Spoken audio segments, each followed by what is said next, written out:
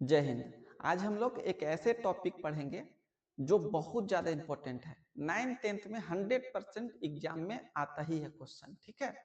और हम आपको भरोसा दिला रहे हैं कि आप थोड़ा सा वीडियो देखिए, ऐसा एक भी कॉन्सेप्ट नहीं होगा जहां पर आपको समझ में नहीं आएगा।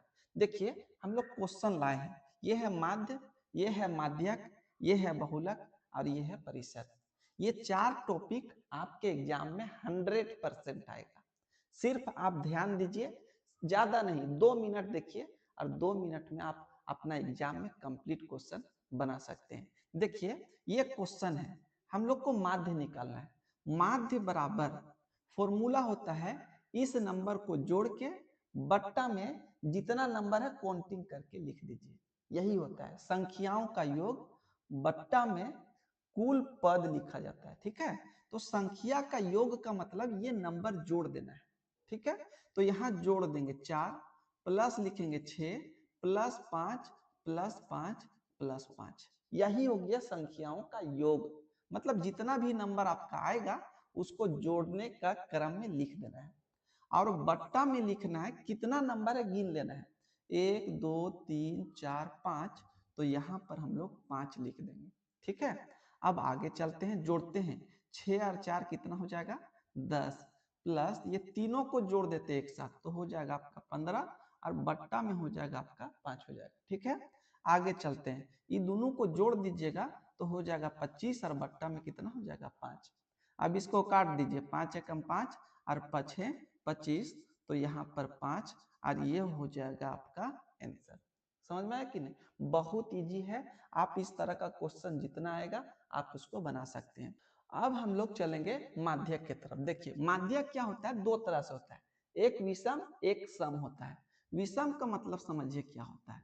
विषम में ये नंबर को हम लोग काउंटिंग करेंगे, 1 2 3 4 5 6 7। 7 आया तो विषम हो जाएगा, ठीक है, यह सभी लोग जानते हैं। तो जब विषम नंबर रहेगा तो सबसे पहला सजाने का काम करेंगे, असेंडिंग ऑर्डर, बढ़ते हुए क्रम में लिखेंगे। तो यहाँ लिखेंगे 3, 3 से बड़ा नंबर है आपका 4, 4 से बड़ा नंबर है आपका 5, 5 से बड़ा नंबर है आपका 7, 7 से बड़ा नंबर है आपका 9 और 9 से बड़ा नंबर है 13 और 13 से बड़ा नंबर है आपका 18। अब काम क्या करना है, आपको 3 नंबर इधर छोड़ देना है और 3 नंबर इधर छोड़ देना है। जो बीच वाला बच जाएगा वही माध्यक हो जाएगा। इसी को हम लोग माध्यक कहते हैं। तो माध्यक बराबर आपका हो जाएगा कितना 7 और ये हो जाएगा आपका आंसर हो जाएगा, ठीक है। लेकिन अगर सम रहा, क्या रहेगा सम, तो सम निकालने के लिए क्या करेंगे, देखिए अगर सम में रहेगा माध्यक तो सबसे पहला काम कि सम कैसे रहेगा, मान लीजिए ये नंबर को मिटा देते हैं, ठीक है, इसमें रहने देते हैं। मान लीजिए ये नंबर हट गया, यहाँ लिखेंगे 4, लिखेंगे 5, लिखेंगे 7, लिखेंगे 9, लिखेंगे 13, लिखेंगे 18। 3 नंबर आपका हट गया। तब कैसे, ये तो अब यहाँ पर 3 लिखिएगा तो 3 इधर भी आ जाएगा, है कि नहीं। तो दो दो करके लीजिए और जो बीच वाला बच जाता है ना, ये दोनों को क्या करना है, जोड़ देना है। तो हम लोग जोड़ देते हैं। तो यहाँ 7 और प्लस हो जाएगा 9 और भागा आपको 2 से दे देना है। जो भी नंबर रहेगा उसमें भागा कितना से, 2 से दे देंगे। चलिए 9 और 7 कितना हो जाएगा 16, बट्टा में कितना 2, 2 एकम 2, 2 8 16 बराबर 8 हो जाएगा आपका आंसर, है कि नहीं। विषम वाला में आपको जितना भी नंबर आएगा उसको क्या करना है कि मान लीजिए 9 नंबर आया तो 4 इधर 4 उधर और बीच में जो नंबर बच जाएगा वही आपका माध्यक। 11 रहेगा, 5 इधर 5 उधर, बीच वाला नंबर आपका माध्यक। लेकिन सम रहेगा तो सम में क्या करना है, दोनों तरफ बराबर छोड़ेंगे और जो 2 नंबर बीच में बचेगा उस दोनों को क्या करेंगे, जोड़ लेंगे और 2 से भागा दे देंगे। क्लियर। अब हम लोग आते हैं बहुलक। बहुलक बहुत इजी है, बहुत इजी। बहुलक कहने का मतलब है, यहां पर हम लोग को जब बहुलक निकालना है तो बहुलक बराबर देखना है कि सबसे ज्यादा नंबर कौन सा है, ठीक है।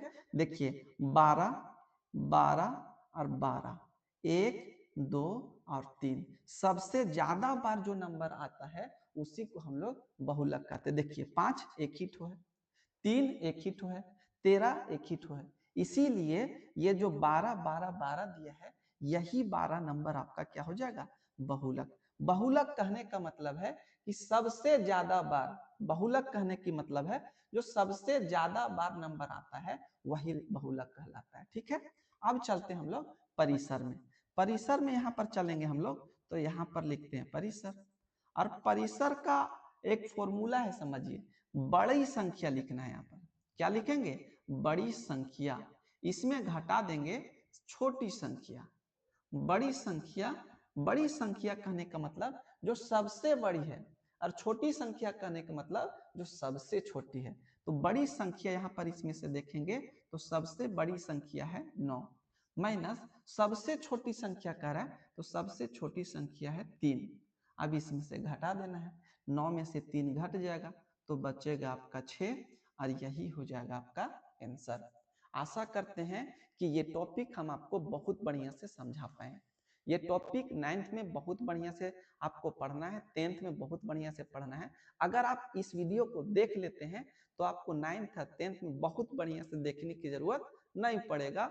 आप धड़ल्ले से आंख बंद करके भी सोचिएगा कि माध्य, माध्यक, बहुलक और परिसर बनाने के लिए तो बना सकते हैं। नेक्स्ट टाइम जो आगे वाला वीडियो लेकर के आएंगे, इससे भी इंपॉर्टेंट टॉपिक लेकर के आएंगे।